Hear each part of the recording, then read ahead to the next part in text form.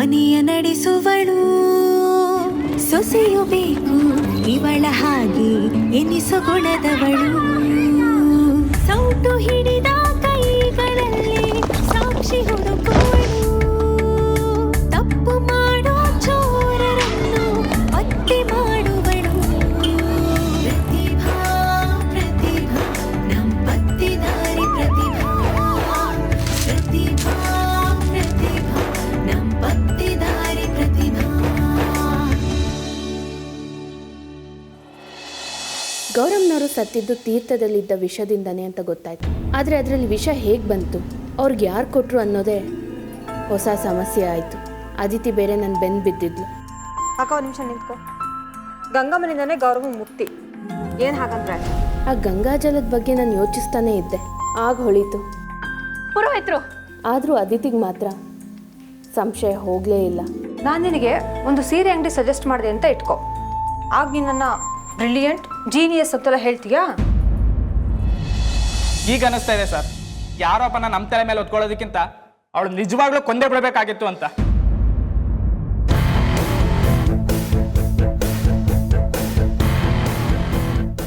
ಶ್ರೀಕಾಂತ್, ನಾಲ್ಗೆ ಒಳ್ಳೆದ್ದೆ ಅಂತ ಬಾಯಿ ತಪ್ಪೇನು ಮಾತಾಡಬೇಡಿ, ಎಲ್ಲ ರಿಜಿಸ್ಟರ್ ಆಗುತ್ತೆ.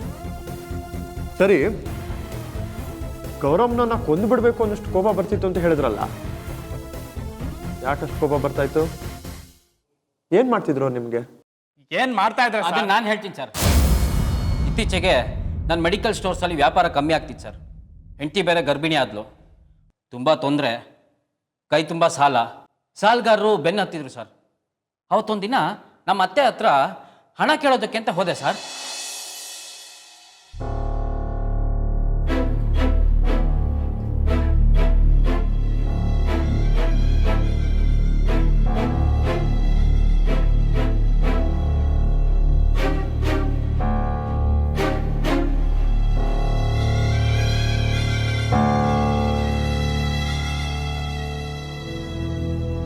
ಅದೇ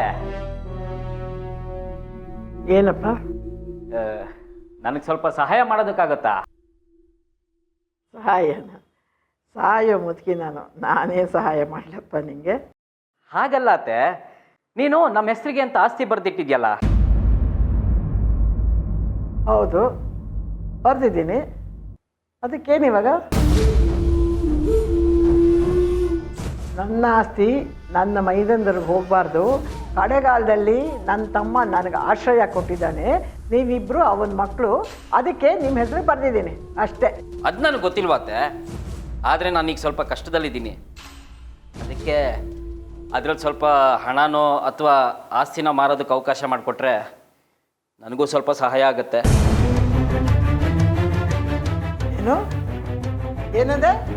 ನಾ ಬದುಕಿರೋವಾಗಲೇ ಎಲ್ಲ ನುಂಗಿ ನೀರು ಕುಡಿಬೇಕು ಅಂತ ಇದೆಯಾ? ಸಾಧ್ಯ ಇಲ್ಲ, ಒಂದು ಬಿಡಿ ಕಾಸು ಕೊಡೋದಿಲ್ಲ. ಅಲ್ಲ ಅತ್ತೆ, ನೀನು ಸತ್ ಮೇಲೆ ಅದೇಗಿರು ನಮಗೆ ತಾನೇ ಸೇರೋದು. ನೀನು ಸುಮ್ಮನಿರ, ಬೇಕಾದಾಗ ಸಿಗದೆ ಇರೋದು ಆಮೇಲೆ ಸಿಕ್ಕ ಏನು ಪ್ರಯೋಜನ? ಏನೋ ನಾವು ಕಷ್ಟದಲ್ಲಿದ್ದಾಗ ಸಹಾಯ ಮಾಡಿದ್ರೆ ನಿನ್ನ ಗಂಟೇನು ಹೋಗೋದು? ಇದನ್ನೇ ನಾನು ಅಪ್ಪನ ಹತ್ರ 1 ತಿಂಗಳಿಂದ ಬಡ್ಕೊಳ್ತಾ ಇರೋದು. ನನಗೂ ಮೆಡಿಕಲ್ ರೆಪ್ ಕೆಲಸ ಮಾಡಿ ಸಾಕಾಗೋಗಿದೆ.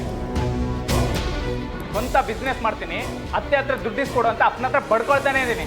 ಆದರೆ ಈ ಮುದುಕಿ ಗಂಟು ಬಿಚ್ಚೋದಕ್ಕೆ ರೆಡಿನೇ ಇಲ್ವೇ? ಬಾರಿಸ್ಬಿಡ್ತೀನಿ. ನಾನು ಸಾಯೋವರೆಗೂ ಅದು ಸಾಧ್ಯ ಇಲ್ಲ. ನೀನು ಸಾಯೋವರೆಗೂ ನನಗೆ ಕಾಯಕ್ಕಾಗಲ್ಲ. ಸತ್ ಮೇಲೆ ಒತ್ಕೊಂಡೆ ಹೋಗ್ತೀಯಾ? ಶ್ರೀಕಾಂತ್ ರೀ, ನೀವಿಬ್ರು ಸ್ವಲ್ಪ ಸುಮ್ಮನೆ ಇರಿ. ಅಲ್ಲ, ಯಾಕೆ ಹೀಗೆಲ್ಲ ಮಾತಾಡ್ತಿದ್ದೀರಾ? ಮಾತಾಡ್ಲಿ ಬಿಡಮ್ಮ, ಮಾತಾಡ್ಲಿ. ನಾನು ಸಾಯೋದೇ ಇವ್ರಿಗೆ ಬೇಕಾಗಿರೋದು. ನನ್ನ ಹತ್ರ ಇರೋ ದುಡ್ಡು ಮಾತ್ರ ಬೇಕು ಇವ್ರಿಗೆ. ನಾವೇನು ಕೇಳಿದ್ವಾ ನಿನ್ನ ಆಸ್ತಿ ನನಗೆ ಬರಿ ಅಂತ? ಬಯಸದೆ ಬಂದ ಭಾಗ್ಯ ಅಂತ ನಾವು ಅಂದ್ಕೊಂಡಿದ್ದಷ್ಟೇ. ಒಂದು ಬಿಡಿಗಾಸು ಬರಲಿಲ್ಲ. ಬರಲ್ಲ ಕಣೋ, ಬರಲ್ಲ. ನೀವಿಬ್ರು ಹೀಗೆ ಆಡ್ತಾ ಇದ್ರೆ ನನ್ನ ಆಸ್ತಿನೆಲ್ಲ ನಾನು ಯಾವುದಾದ್ರು ಅನಾಥಾಶ್ರಮಕ್ಕೆ ಬರೆದ್ಬಿಡ್ತೀನಿ. ಏಯ್ ಮುದುಕಿ, ಏನು ಎದುರಿಸ್ತಾ ಇದೀಯಾ? ನಾನೇನು ನಿನ್ನ ಆಸ್ತಿ ನಂಬ್ಕೊಂಡಿಲ್ಲ. ನಿನ್ನ ಗಂಡನ ಮನೇಲೆ ಇದ್ದಿದ್ರೆ ನಿನ್ನ ಮೈದಂದ್ರು ನಿನ್ನನ್ನು ಸಾಯಿಸಿ ಆಸ್ತಿನ ಕಿತ್ಕೊಂಡಿರೋರು. ಏನೋ ನಮ್ಮಪ್ಪ ಆಶ್ರಯ ಕೊಟ್ಟಿದ್ದಕ್ಕೆ ಇಲ್ಲಿವರೆಗೂ ಉಸಿರಾಡ್ಕೊಂಡಿದ್ಯಾ, ಈಗ ನಮಗೆ ರೋಪ್ ಆಗ್ತೀಯಾ? ಸಾಯೋವರೆಗೂ ಸಾಧ್ಯ ಇಲ್ಲಂತೆ. ಸಾಯಿಸಿದ್ರೆ ಈ ಪೀಠ ತೊಳಗೋಗುತ್ತೆ. ಅವ್ರು ಸಾಯಿಸ್ತಾರೆ ಅಂತ ನಾನು ಇಲ್ಲಿಗೆ ಬಂದೆ. ನೀವು ಸಾಯಿಸೋಕೆ ಹೊರಟಿದ್ದೀರಾ ನನ್ನ ಆಸ್ತಿಗೋಸ್ಕರ? ಬನ್ರೋ ಬನ್ರಿ ನೀವು ಸಾಯಿಸ್ಬಿಡಿ ನನ್ನ ಆಸ್ತಿ ಎಲ್ಲ ತಗೊಂಡು ಸುಖವಾಗಿರಿ ಬನ್ರ ಏನ್ ನಡೀತಾ ಇದೆ ಇಲ್ಲಿ? ಅಕ್ಕ ಯಾಕೆ ಕೂಗಾಡ್ತಿದೀಯಾ? ಏನಾಯ್ತು? ನೋಡಪ್ಪ ನಿನ್ನ ಮಕ್ಕಳು ನನ್ನ ಸಾಯಿಸಕ್ಕೆ ರೆಡಿ ಆಗಿದ್ದಾರೆ. ಯಾರು ಹಾಗಂದ್ರು ಈಗ? ನೋಡು, ನನ್ನ ಮಕ್ಕಳು ಏನಾದ್ರು ತಪ್ಪು ಮಾಡಿದರೆ ಅವ್ರ ಪರವಾಗಿ ನಾನು ನಿನ್ನ ಕ್ಷಮೆ ಕೇಳ್ತೀನಿ, ಸರಿನಾ? ಹೋಗಿ ರೆಸ್ಟ್ ತಗೋ. ಏನಾಗಲ್ಲ, ಹೋಗಕ್ಕ, ನೀನು ಬೇಜಾರು ಮಾಡ್ಕೋಬೇಡ, ಹೋಗು. ಯಾಕ್ರು ಹೀಗೆ ದೊಡ್ಡವ್ರನ್ನೆಲ್ಲ ಕೊಳ್ಹಿಕೋತೀರಿ? ಯಾರಪ್ಪ ದೊಡ್ಡವರು? ದೊಡ್ಡವರಾದವ್ರಿಗೆ ಸ್ವಲ್ಪನಾದ್ರೂ ದೊಡ್ಡತನ ಇರಬೇಕು. ಈ ಮುದುಕಿ ಸಾಯಲ್ಲ, ನಮಗೆ ಆಸ್ತಿ ಬರಲ್ಲ. ದುಡ್ಡಿನ ಪ್ರಾಬ್ಲಮ್ ಇಂದ ನಾವೆಲ್ಲ ನೇಣು ಹಾಕೊಂಡ್ಮೇಲೆ ನಮಗೆ ಆಸ್ತಿ ಬರುತ್ತೆ ಅನ್ಸುತ್ತೆ. ಮುಚ್ಚೋ ಬಾಯಿ. ಅವಳು ನನ್ನ ಅಕ್ಕ, ಈ ಮನೆಗೆ ದೊಡ್ಡವಳು. ಅದಕ್ಕೆ ಬಾಯಿಗೆ ಬಂದ ಹಾಗೆ ಮಾತಾಡಿದ್ರೆ ಚರ್ಮ ಸುಲ್ದು ಬಿಡ್ತೀನಿ. ಹುಷಾರ್. Get out I say. ಮುದುಕಿ ಸತ್ರೆ ನಾನು ನಮ್ದೇ ಇರೋ ದೇವರಿಗೂ 101 ತೆಂಗಿನಕಾಯಿ ಹೊಡಿತೀನಿ.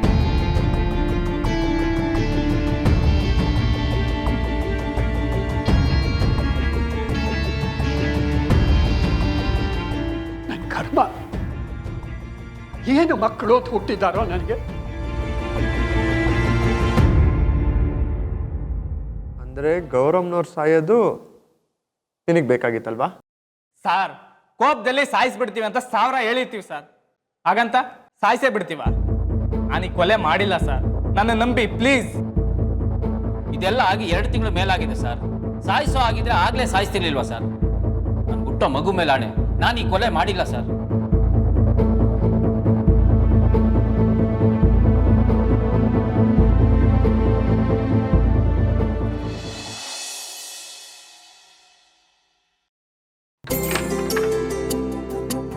ವೈದ್ಯರಿಗೆ ಟ್ಯಾಬ್ಲೆಟ್ಸ್ ಕೊಡಲಿಲ್ಲ ಅಂದರೆ ಮರ್ತೇ ಹೋಗ್ತಾರೆ.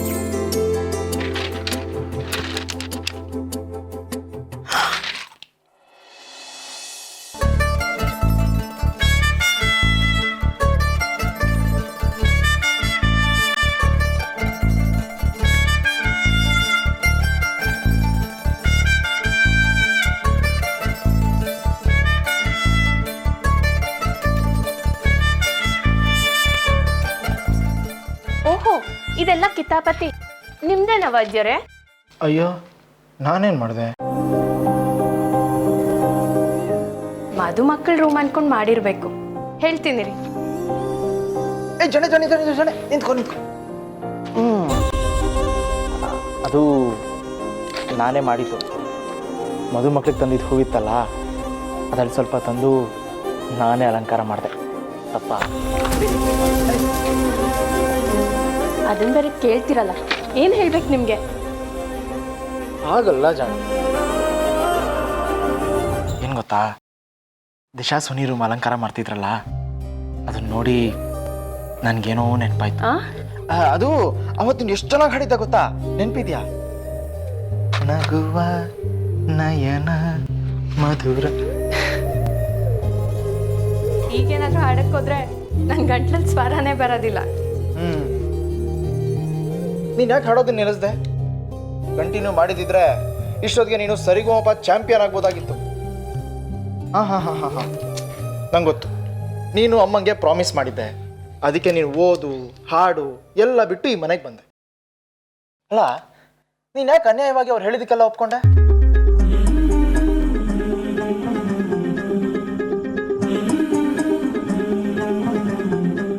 ಇದರಲ್ಲಿ ಅನ್ಯಾಯ ಏನು ಬಂತು ವೈದ್ಯರೇ? ಅವ್ರು ಹೇಳಿದ್ರಲ್ಲೂ ತಪ್ಪಿಲ್ವಲ್ಲ. ಈ ಮನೆ ಹಿರಿ ಸೊಸೆಗೆ ಸಂಸಾರನೇ ಎಲ್ಲ ಆಗಿರಬೇಕು, ಆಗಲೇ ಮನೇಲಿ ನೆಮ್ಮದಿ ಶಾಂತಿ ಇರೋದು ಅಂತಂದ್ರು. ಅದು ಸರಿನೇ ತಾನೇ? ಏನು ಸರಿನೋ ಏನು. ಸಂಸಾರ ಅಂದ್ಕೊಂಡು ಪ್ರತಿಭಾ ಅಂತ ಹೆಸರಿದ್ರು ನಿನ್ನ ಪ್ರತಿಭೆನೆಲ್ಲ ಕತ್ಲಲ್ಲಿ ಇಟ್ಟಿದ್ಯಾ. ನೀವು ಬೇಜಾರು ಮಾಡ್ಕೊಳ್ಳೋ ಥರ ಏನೂ ಆಗಿಲ್ಲ. ನಾನು ತುಂಬ ಖುಷಿಯಾಗಿದೆ. ಮೊದಲು ನನ್ನ ಮಾತು ಕೇಳು. ನೀವೇ ನನ್ನ ಮಾತು ಕೇಳಿ. ಮೊದಲು ಮಾತ್ರೆ ತಗೊಳ್ಳಿ, ಆಮೇಲೆ ನೀವೇ ಅಲಂಕಾರ ಮಾಡಿರೋ ಹೂವಿನ ಹಾಸಿಗೆ ಮೇಲೆ ನೀವೇ ಮಲ್ಕೊಳ್ಳಿ. ಮತ್ತೆ ನೀನು?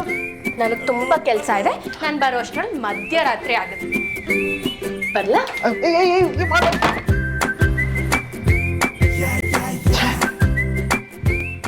ಮಧ್ಯರಾತ್ರಿ ಆದರೂ ಸರಿ, ನಾ ಕಾಯ್ತೀನಿ. Yes sir.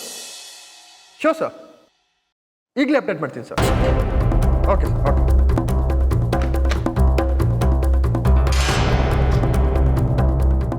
D Prabhakar sir, ಒಂದು ಟೀ ಹೇಳ್ರಿ, ಇವ್ರಿಗೂ ಹೇಳಿ.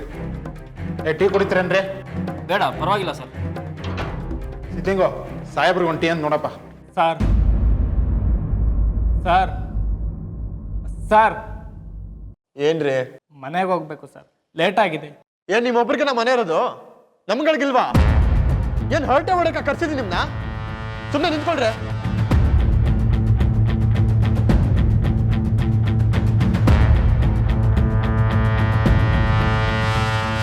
ಸರಿ, ಸೊ ತೀರ್ಥದಲ್ಲಿ ನೀವಿಬ್ರು ವಿಷ ಬೆರೆಸಿಲ್ಲ ಅಲ್ವಾ? ಹೌದು ಸರ್. ಸರಿ, ನಂಬೋಣ. ಗೌರಮ್ಮ ಅವ್ರಿಗೆ ದೇವಸ್ಥಾನದಿಂದನೋ ಅಥವಾ ಬೇರೆ ಎಲ್ಲಿಂದಾದರೂ ತೀರ್ಥ ಪ್ರಸಾದನ ರೆಗ್ಯುಲರ್ ಆಗಿ ಯಾರೋ ತಂದ್ಕೊಡ್ತಿದ್ರಾ? ಗೊತ್ತಿಲ್ಲ ಸರ್, ನಾನಂತೂ ಕೆಲಸ ಮುಗಿಸ್ಕೊಂಡು ಮನೆಗೆ ಹೋಗೋದಕ್ಕೆ ಲೇಟ್ ಆಗಿರೋದು. ನಮ್ಮ ಮನೆಗೆ ಯಾರು ಬಂದರು ಯಾರು ಹೋದ್ರು ನನಗೊಂದು ಗೊತ್ತಾಗ್ತಾ ಇರಲಿಲ್ಲ. ನೀವು? ನಾನು ಅಷ್ಟೇ ಸರ್, ಮೆಡಿಕಲ್ ಸ್ಟೋರಲ್ಲೇ ಲೇಟಾಗಿ ಹೋಗ್ತಿತ್ತು. ನನ್ನ ಹೆಂಡತಿ ಮನೇಲೇ ಇರ್ತಾಳೆ, ಅವಳು ಗೊತ್ತಿರ್ಬೋದು ಸರ್. ಸರಿ, ಹಾಗಾದ್ರೆ ನಡೀರಿ, ನಿಮ್ಮ ಮನೆಗೆ ಹೋಗೋಣ. ಸರ್, ಯಾಕ್ರಿ? ನನ್ನ ಹೆಂಡತಿ ಗರ್ಭಿಣಿ ಸರ್. ಸೊ ನಾನೇನು ಅವನ್ನ ಅರೆಸ್ಟ್ ಮಾಡಲ್ಲ, ಎದುರಿಸೋದು ಇಲ್ಲ. ನಾನು ಪ್ರಶ್ನೆ ಕೇಳ್ತೀನಿ, ಉತ್ತರ ಕೊಟ್ರೆ ಸಾಕು. ರೀ ನಾರಾಯಣಪ್ಪ, ಗಾಡಿ ತೆಗಿರಿ. ಸರ್, ಟೀ ಪರವಾಗಿಲ್ಲ, ಬೇಡ. ಏನ್ ಮುಖ ನೋಡ್ತಾ ಇದ್ದೀರಾ? ನಡೀರಿ ನಡೀರಿ.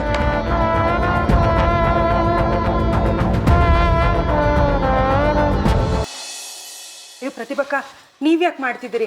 ನಾ ತೊಳ್ಕೊತೀನಿ, ಬನ್ನಿ ಈ ಕಡೆ. ಇರ್ಲಿ ಬಿಡಿ ಚಿನ್ನಮ್ಮ. ಹಾಂ, ಅಜ್ಜಿ ಬರೋದು ಲೇಟ್ ಆಗ್ಬಹುದು. ಪಲ್ಯ ಟೇಬಲ್ ಮೇಲೆ ಇಟ್ಟಿದೆ, ಫ್ರಿಜ್ಜಲ್ಲಿ ಇಟ್ಬಿಡಿ.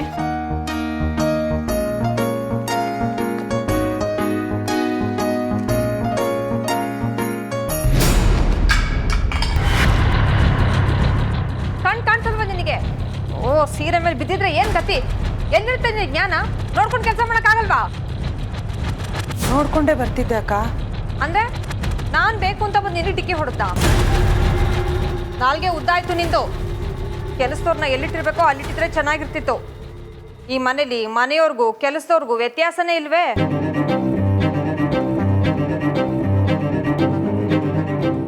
ಅದಿತಿ, ಬೇಕು ಅಂತ ಯಾರಾದರೂ ಮಾಡ್ತಾರ ಅದಿತಿ? ನೀನೇ ಸ್ವಲ್ಪ ನೋಡ್ಕೊಂಡ್ ಬರ್ಬೋದಿತ್ತಲ್ವಾ? ಅಂದ್ರೆ ನಂದೇ ತಪ್ಪು ಅಲ್ವಾ? ಗೊತ್ತು ಬಿಡಿ, ನೀವು ಯಾವಾಗಲೂ ಕೆಲಸದವ್ರ ಪರ ತಾನೆ. ಚಿನ್ನಮ್ಮ, ಇದೆಲ್ಲ ಕ್ಲೀನ್ ಮಾಡಿಬಿಡಿ, ಅಜಯ್ಗೆ ಬೇರೆ ಮಾಡ್ಕೊಡ್ತೀನಿ. ಸರಿ ಅಕ್ಕ, ಇತ್ತೀಚೆಗೆ ನಿಮಗೆ ಅಜಯ್ ಬಗ್ಗೆ ವಿಪರೀತ ಕಾಳಜಿ ಅಲ್ವಾ?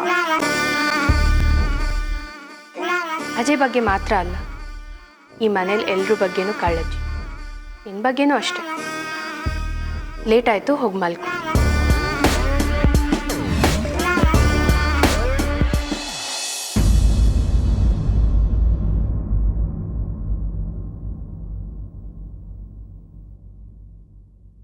ಮೂರ್ತಿಗಳೇ,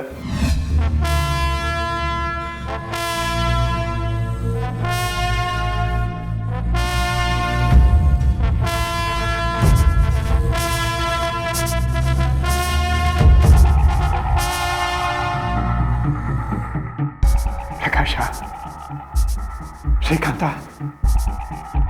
ಪೊಲೀಸರು ಹೊಡೆದ್ರೇನು?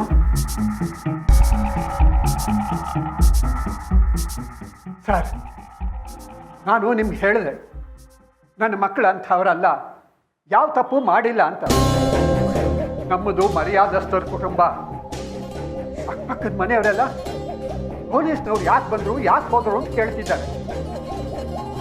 ಉತ್ತರ ಕೊಡೋದಕ್ಕಾಗದೆ ಮನೆಯೊಳಗೆ ಬಚ್ಚಿಟ್ಕೊಂಡಿದ್ದೀನಿ. ಸದ್ಯ ಈಗಲಾದರೂ ನನ್ನ ಮಕ್ಕಳು ಯಾವ ತಪ್ಪು ಮಾಡಿಲ್ಲ ಅಂತ ಗೊತ್ತಾಯ್ತಲ್ವಾ?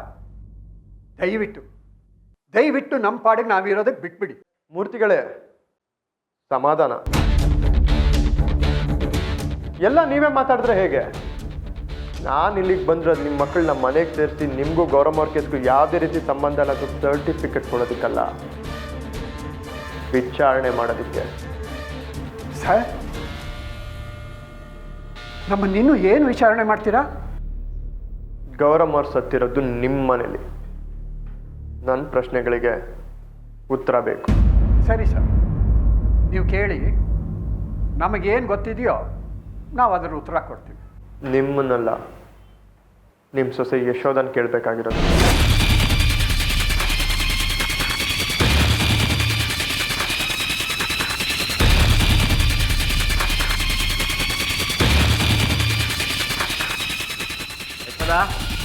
ಬಾಯಿಲೆ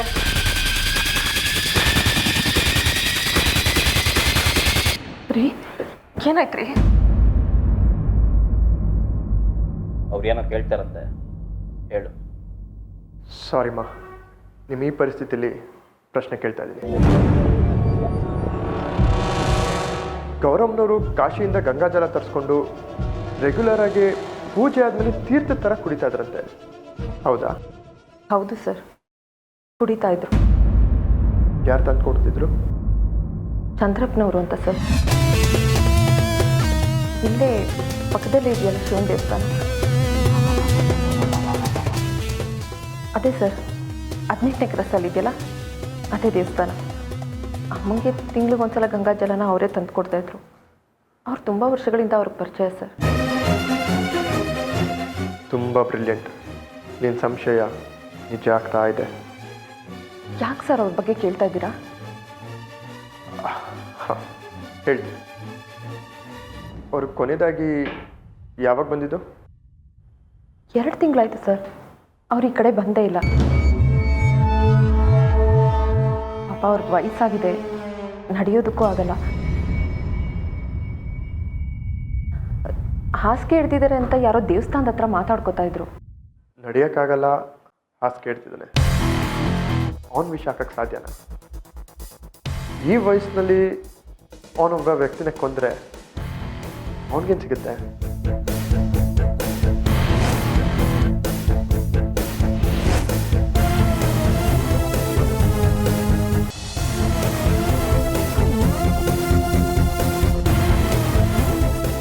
ಸರ್, ಬಸ್ರಿ ಹೆಂಗಸು ತುಂಬ ಹೊತ್ತು ನಿಲ್ಲೋದಕ್ಕಾಗೋದಿಲ್ಲ. ನಿಮ್ಮ ಪ್ರಶ್ನೆಗಳು. ಸಾರಿ ಪ್ರಕಾಶ್, ಅದಕ್ಕೆ ಮಾತು ಶುರು ಮಾಡೋಕ್ಕೂ ಮುಂಚೆ ಕ್ಷಮಿಸಿ ಮಾ ಅಂತ ಕೇಳಿ ಶುರು ಮಾಡಿರೋದು. ನೀವು ಬೇಕಾದ್ರೆ ಕೂತ್ಕೊಂಡೇ ಮಾತಾಡ್ಬೋದಮ್ಮ? ಪರವಾಗಿಲ್ಲ.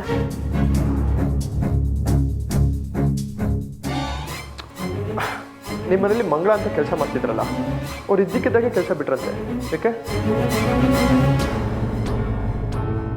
ಗೊತ್ತಿಲ್ಲ ಸರ್. ಅದನ್ನು ನಾನು ಹೇಳ್ತೀನಿ.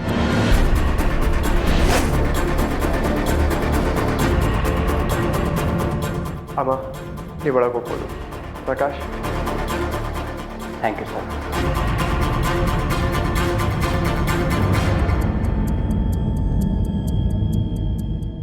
ಹೇಳಿ. ಮಂಗಳ ತನ್ನ ಸಂಬಳ ಜಾಸ್ತಿ ಮಾಡಬೇಕು ಅಂತ 100-200 ಜಾಸ್ತಿ ಅಂತ ಕೇಳಿದಿದ್ರೆ ಪರವಾಗಿಲ್ಲ ಅನ್ಬೋದಾಗಿತ್ತು. ಆದರೆ ನಾನು ಅವಳಿಗೆ ಕೊಡ್ತಾ ಇದ್ದಿದ್ದಕ್ಕಿಂತ 2ರಷ್ಟು ಜಾಸ್ತಿ ಬೇಕು ಅಂತ. ಸರ್, ನಮ್ಮದು ಮಧ್ಯಮ ವರ್ಗದ ಕುಟುಂಬ. ಒಂದಕ್ಕೆ ಸಾಕಾದರೆ ಇನ್ನೊಂದಕ್ಕೆ ಸಾಕಾಗೋದಿಲ್ಲ. ಅಂಥದ್ರಲ್ಲಿ ನಾನು ಹ್ಯಾಗೆ ಸರ್ ಒಪ್ಕೊಳ್ಳಿ? ನಾನು ಆಗೋದಿಲ್ಲ ಅಂತಂದೆ. ಅದಕ್ಕೆ ಅವಳು ಕೋಪ ಮಾಡಿಕೊಂಡು ಕೆಲಸನೇ ಬಿಟ್ಟು ಹೋದ್ಲು.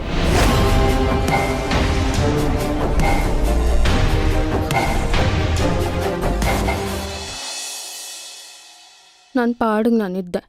ಈ ಕೇಸ್ ಬಗ್ಗೆ ಮಾತಾಡಿ ತಲೆಯಲ್ಲಿ ಹುಳ ಬಿಟ್ಟ. ಬಂದ್ಯಾ? ಫ್ರೆಶ್ ಆಗಿ ಬಾ, ಊಟ ಬಡಿಸ್ತೀನಿ. ಅಕ್ಕ, ಎಷ್ಟು ಸಲ ಹೇಳಿಲ್ಲ ನಿಮಗೆ ನನಗೋಸ್ಕರ ಕಾಯ್ಬೇಡಿ ಅಂತ? ನಾನು ಕಾಯ್ಲಿಲ್ಲ ಅಂದರೆ ನೀನು ಹಾಗೆ ಹೋಗಿ ಮಲಗ್ತೀಯ. ಹೋದ ತಿಂಗಳು ಅಸಿಡಿಟಿ ಆಗಿ ಹಾಸ್ಪಿಟ್ಲಿಗೆ ಅಡ್ಮಿಟ್ ಆಗಿದ್ದೆ, ಮರ್ತೋಗಿದ್ಯಾ? ಹೋಗಿ ಫ್ರೆಶ್ ಆಗಿ ಬಾ, ಊಟ ಬಡಿಸ್ತೀನಿ. ತುಂಬ ಸುಸ್ತಾಗಿದೆ ಅಕ್ಕ, ಬಡಿಸಿ, ಅದನ್ನೆಲ್ಲ ಆಮೇಲೆ ಮಾಡ್ತೀನಿ. ಸರಿ ಅಕ್ಕ, ವಿಷಯ ಕೇಳಿ. ಫಸ್ಟ್ ಊಟ, ಆಮೇಲೆ ವಿಷಯ. ಅಯ್ಯೋ ಕೇಳಿ. ಗೌರಮ್ಮನಿಗೆ ಗಂಗಾಜಲ ಕೊಡ್ತಿದ್ದು ಚಂದ್ರಪ್ಪ ಅಂತ ಈಶ್ವರನ ದೇವಸ್ಥಾನದಲ್ಲಿ ಅರ್ಚಕರಾಗಿದ್ದಾರೆ. ತುಂಬ ವಯಸ್ಸಾಗಿದೆ, ಜೊತೆಗೆ ಹಾರ್ಟ್ ಟ್ರಬಲ್ ಕೂಡ ಇದೆ. ಇತ್ತೀಚೆಗೆ ಅವರು ದೇವಸ್ಥಾನ ಹತ್ರ ಹೋಗ್ತಾನೆ ಇಲ್ವಂತೆ, ಎದ್ದು ಓಡಾಡೋದಕ್ಕೂ ಶಕ್ತಿ ಇಲ್ವಂತೆ.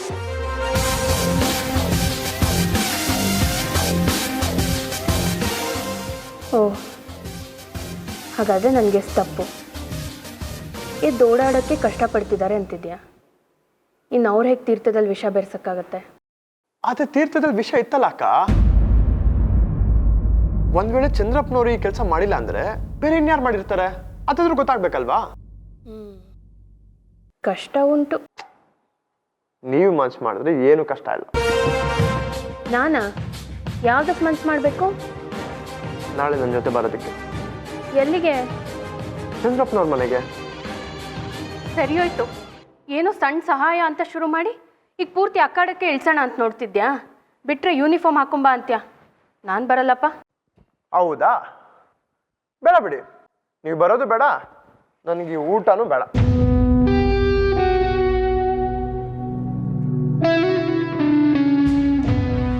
ಏನಪ್ಪ ನಿನ್ ಗೋಳು?